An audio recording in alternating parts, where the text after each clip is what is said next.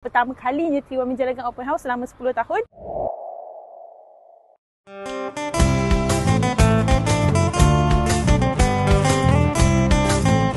Sekarang kita berada di Arabella Event Hall.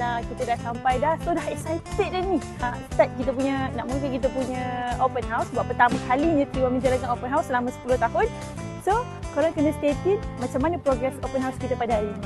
Okay?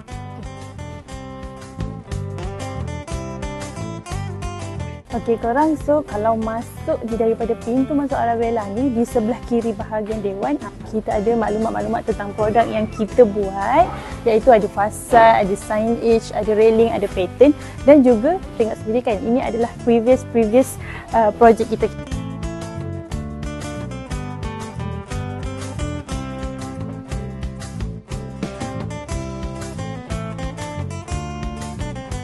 Sekarang ni pukul 11.15 pagi. Kita punya majlis dah pun bermula. Jadi event kita perlahan-lahan slow. Tetamu pun dah datang. Dah ada yang tengah makan sekarang ni. Kita punya prop-prop kita dah set up.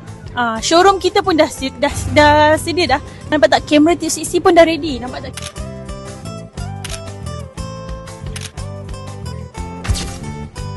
Panjatkan sebenar-benar kesyukuran